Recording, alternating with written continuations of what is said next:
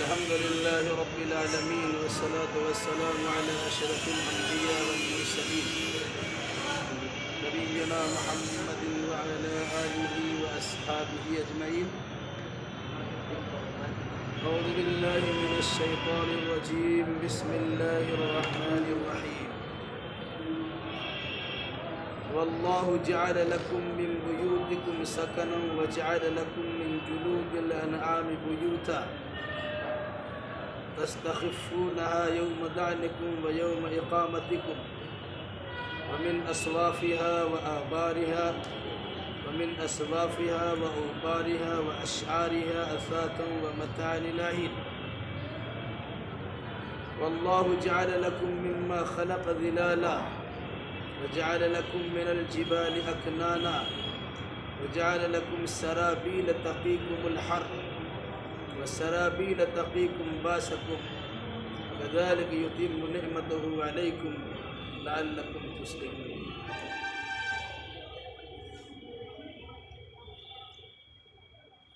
اس سے پہلے کی آیتوں میں انسان کی تخلیق کا تذکرہ کیا گیا تھا کہ اللہ نے انسان کو کچھ مہینوں تک ماں کے رحم میں استقرار کرایا، پھر وقت مقررہ کے بعد انسان کو ماں کے پیٹ سے باہر لایا. جب انسان پیدا ہوا تھا تو وہ کچھ نہیں جانتا. پھر اللہ نے انسان کو قوت گویائی بخشی، دیکھنے اور سننے کی طاقت بخشی، سوچنے اور سمجھنے کی صلاحیت دی. گویا انسان کو ایک مکمل انسان بنایا اور انسان کی ضرورت کے لیے جن چیزوں کی حاجت ہو سکتی تھی ان ساری چیزوں کو بھی اللہ تبارک و تعالیٰ نے عطا فرمایا. گویا انسان کو اپنی تخلیق پر غور و فکر کرنے کی دعوت دی گئی ہے کہ عدم سے وجود میں لانا اللہ تبارک و تعالیٰ کے لیے آسان ہے، تو اللہ پھر وجود کو عدم سے دوچار کر سکتا ہے.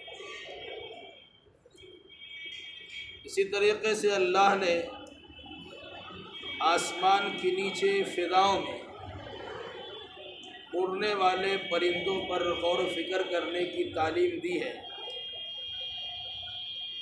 کہ دیکھو کس طرح فضاؤں میں یہ پرندے اڑتے ہیں،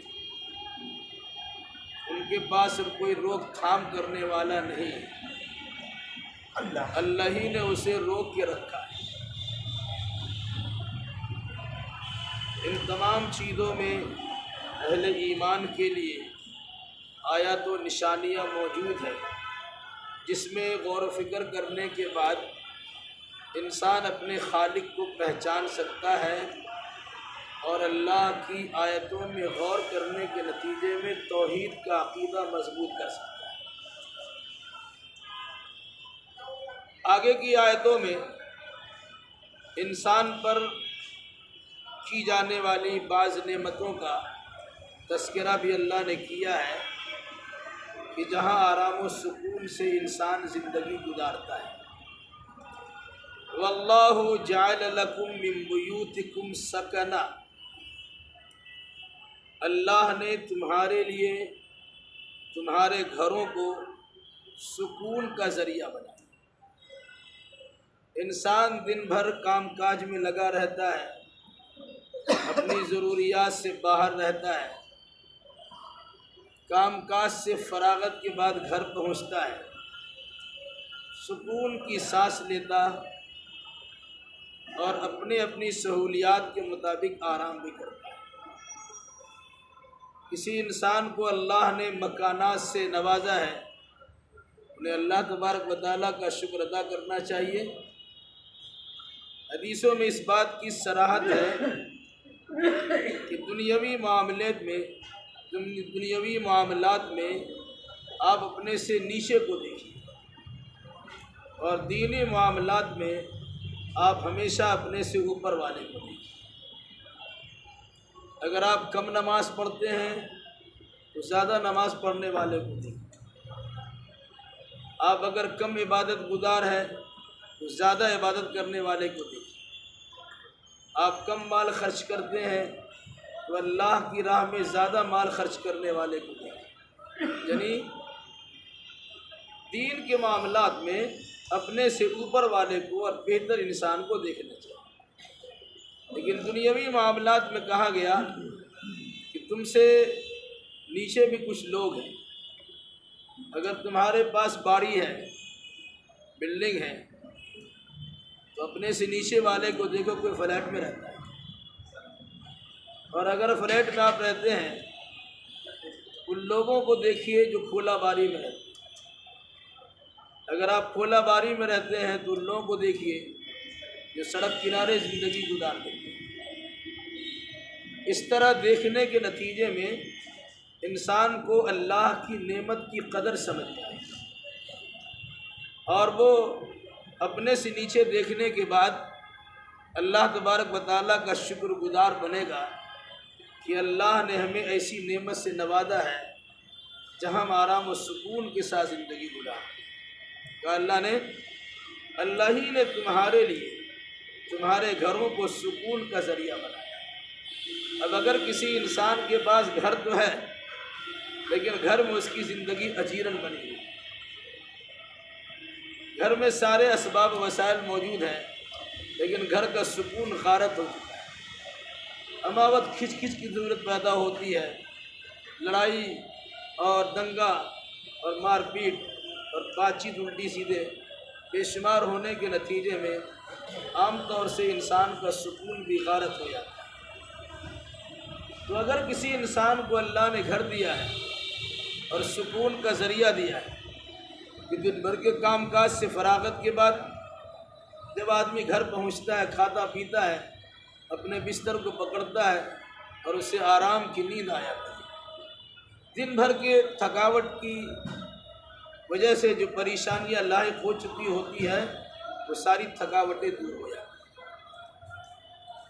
وَجَعَلَ لَكُم مِّن جُلُودِ الْأَنْعَامِ بُيُوتًا، اس اللہ نے تمہارے لیے چوپایا جانور کے چمڑوں سے بھی گھر بنایا۔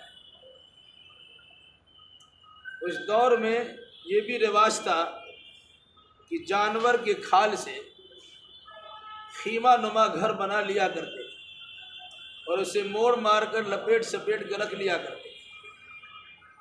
کبھی گھر سے باہر نکلنا ہوا، کسی جگہ پڑاؤ ڈالنا ہوا، اسے کھولا اور خیمہ تان لیا اور اس کے اندر آرام سے سو۔ یا کبھی ویسے ہی ہے، کوئی مہمان آ گیا، گھر میں جگہ نہیں ہے، آنگن میں یا برآمدہ میں اسے لگا دیا، وہ بھی ایک طرح سے گھر بن گیا۔ قرآن نے کہا اس اللہ نے تمہارے لیے چوپایا جانور کے چمڑوں سے بھی تمہارا گھر بنایا ہے، جس میں آرام سے تم سکون سے نیند لیتے ہو اور آرام پا لیتے ہو۔ تستخفونها یوم ذانکم و یوم اقامتکم، اسے تم ہلکا پھلکا سمجھ کر اٹھائے پھرتے ہو جب تم سفر میں جاتے ہو اور جب تم اپنے گھر میں رہتے ہو، یعنی اقامت میں یا سفر میں، سفر حضر دونوں صورت میں تم اس جانور کے کھال سے تیار کردہ اپنی خیمہ کو اپنے ساتھ اٹھائے پھرتے ہو، وہ زیادہ بھاری بھرکم نہیں اور زیادہ پریشانی کا باعث نہیں بنتے۔ وَمِنْ أَصْوَافِهَا وَأَوْبَارِهَا وَأَشْعَارِهَا أَثَاثًا وَمَتَاعًا إِلَىٰ حِينٍ، پھر اسی اللہ نے چوپایا جانوروں میں سے بعض کے اون سے اور اس کے رواں سے اور اس کے بالوں سے تمہارے لیے سامان بنا دیا جس سے تم ایک متعینہ وقت تک کے لیے فائدہ اٹھاتے ہو۔ بھیڑ کا جو بال ہوتا ہے اس سے اون تیار ہوتا ہے، اونٹ کے جسم پر جو رواں ہوتا ہے اس سے بھی کپڑے تیار ہوتے ہیں، بکری کا جو بال ہوتا ہے اس سے بھی کپڑے، اس سے بھی سامان تیار کیے جاتے کہ جس کے ذریعے سے آدمی گرمی حاصل کر سکے۔ فرمایا اسی اللہ نے تمہارے لیے ان چوپایا جانوروں کے اون سے، اس کے رواں سے اور اس کے بالوں سے کار آمد چیزیں بھی بنوا دی۔ بہت ساری چیزیں تیار ہوتی ہے جس سے انسان فائدہ اٹھاتا ہے، لیکن یہ فائدہ اٹھانے کی بھی مدت متعین ہوتی ہے۔ ایسا نہیں کہ ایک مرتبہ بنا لیا اور زندگی بھر چل رہی۔ جب تک اللہ تبارک و تعالیٰ کی مشیت اور چاہت ہوتی ہے تب تک انسان اس سے فائدہ اٹھاتا رہتا ہے۔ خاص طور سے اون سے اور رواں سے گرم کپڑا تیار کیا جاتا اور سردی کے زمانے میں اس کا استعمال کر کے گرمی حاصل کی جاتی اور سردی سے بچاؤ کا طریقہ اپنایا۔ واللہ جعل لکم مما خلق ظلالا، اور اللہ ہی ہے جس نے تمہارے لیے اپنی بعض مخلوقات کے سایہ بنا دیا۔ آسمان کا بھی ایک سایہ ہوتا ہے، درخت کا بھی سایہ ہوتا ہے، اونچے مکان کا بھی سایہ ہوتا ہے۔ تو آدمی گرمی کی شدت سے بچنے کے لیے سایہ کی تلاش میں رہتا ہے، اور جہاں اسے سایہ نظر آتا وہاں بیٹھ کر لیٹ کر آرام و سکون حاصل کر لیتا ہے۔ یہ سایہ کس نے دیا؟ اللہ ہی نے دیا۔ وَجَعَلَ لَكُم مِّنَ الْجِبَالِ أَكْنَانًا، اور اسی اللہ نے تمہارے لیے پہاڑوں میں کھو اور غار بنائے۔ کبھی کبھی آدمی چھپنے چھپانے کے لیے یا اللہ سے خصوصی لو لگانے کے لیے، کنارہ کشی کی دولت اختیار کرنے کے لیے آدمی سب سے الگ تھلگ ہوتا ہے اور کسی پہاڑ کے کھو میں جا کر اللہ تبارک و تعالیٰ سے لو لگا لیتا ہے۔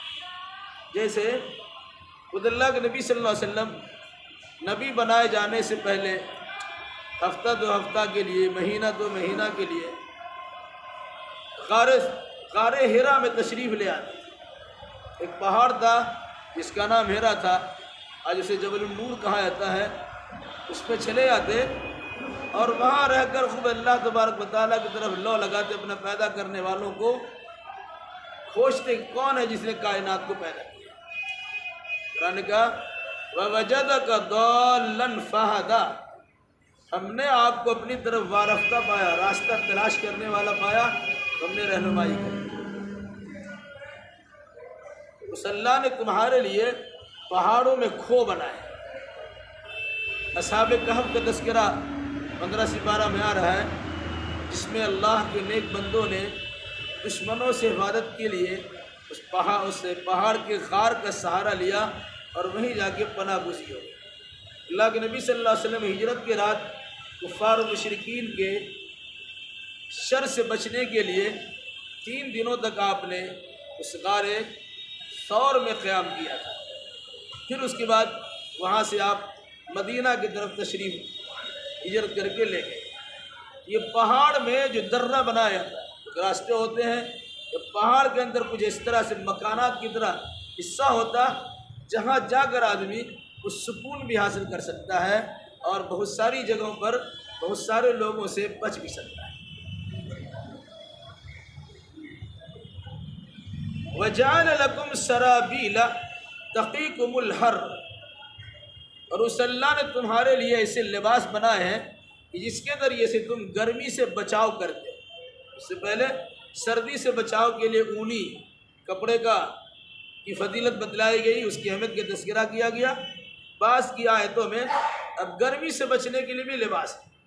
عرب عام طور سے گرم ملک ہے، وہاں ہوا جب تیز چلتی ہے، ریتیلی زمین ہونے کے نتیجے میں ریت اڑ کے جسم کے حصوں پہ پہنچتی ہے، بڑی دقت و پریشانی کا سامنا کرنا پڑتا ہے۔ تو وہاں سوتی کپڑے کا استعمال زیادہ آدمی چاہت کے ساتھ کرتا ہے۔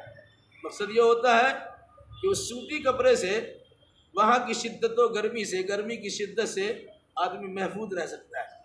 تو اللہ نے تمہارے لیے ایسے لباس بنائے کہ جس کے ذریعے تم گرمی سے اپنے آپ کو بچاتے ہو۔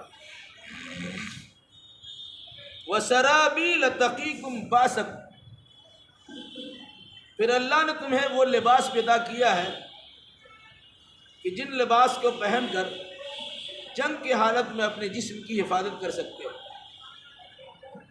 زرہ بنایا جاتا، لوہے کا لباس پہنا جاتا ہے تاکہ دشمنوں کی جانب سے اگر تلوار کا وار ہو جائے یا ان پر تیر برسائے جائے، نیزہ چلائے جائے، اس کے جسم پہ چونکہ لوہے کا لباس ہے تو اس لباس کے نتیجے میں تلوار کی مار انسان کے جسم کے حصے تک نہ پہنچ سکے۔ تو اللہ تبارک و تعالیٰ نے جنگوں میں اپنی حفاظت کے لیے انسان کو لوہے کا لباس پیدا کیا۔ كَذَلِكَ يُتِمُّ نِعْمَتَهُ عَلَيْكُمْ لَعَلَّكُمْ تُسْلِمُونَ۔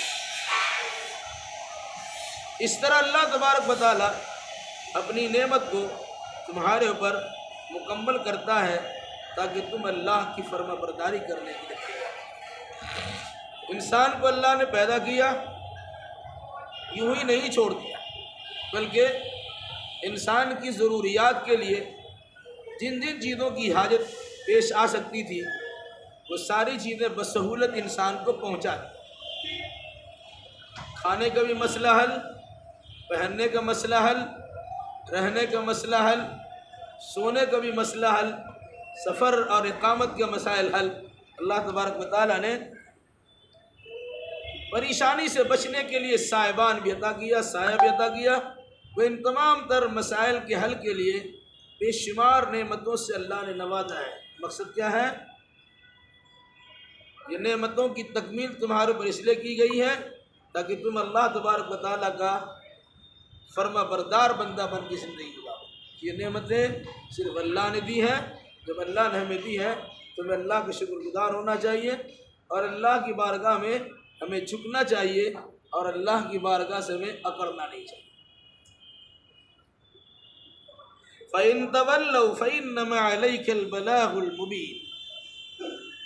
بس اگر ایسی نعمتوں کے پا لینے کے بعد بھی انسان مکرتا ہے، منہ موڑ لیتا ہے، پیٹ پھیر کے بھاگ جاتا ہے تو اللہ تبارک و تعالیٰ نے کہا نبی اتنی نعمتوں کے ملنے کے بعد بھی اگر یہ لوگ آپ کی بات سننے کے لیے تیار نہیں ہے اور آپ کی بارگاہ میں پہنچ کر ادب و احترام سے اللہ اس کے رسول کے پیغام کی سماعت کے لیے تیار نہیں ہے تو ایسا کیجئے، آپ کا کام ہو گیا۔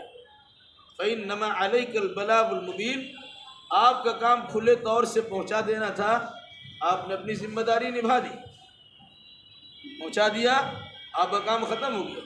اب یہ لوگ ماننے کے لیے تیار نہیں ہیں، فرما برداری کرنے کے لیے تیار نہیں ہیں، بلکہ یہ لوگ بغاوت کرتے ہیں، پیٹ پھیر کے بھاگتے ہیں، تو اس کا انجام انہی کو بھگتنا پڑے گا۔ آپ اس سے محفوظ رہیں گے کیونکہ آپ کو اللہ تبارک و تعالیٰ نے جو ذمہ داری دی تھی آپ نے اس ذمہ داری کو کما حق ادا کر دیا اور بندوں تک پہنچا دیا۔ یعرفون نعمت اللہ ثم ينکرونها، یہ لوگ اللہ کی نعمت کو پہچانتے ہیں پھر بھی اس کا انکار کرتے ہیں۔ واکثرهم الکافرون، ان میں اکثر لوگ تو ناشکرے اور کافر ہیں۔ ایسا نہیں ہے کہ جن کو اللہ نے نعمتیں دی ہیں ان کو شعور نہیں دیا ہے، وہ جانتا ہے کہ نعمتیں اللہ نے دی لیکن اس کا انکار کر دے۔ انکار کرنے کی صورت کیا بتلائی جاتی؟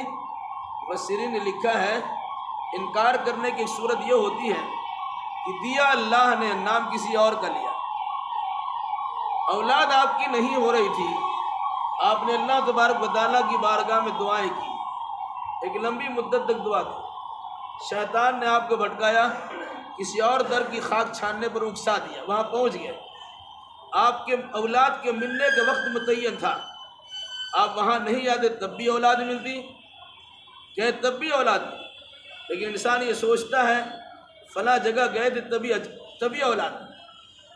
آپ کا کاروبار چل رہا ہے، وقتی طور سے پریشانی لاحق ہو گئی، اس کے بعد آپ سوچتے ہیں کہ اللہ اللہ کرتے تھک کے کچھ ہوتا نہیں ہے، چلو فلاں کے دربار میں پہنچ جاتے ہیں، وہاں چلے گئے۔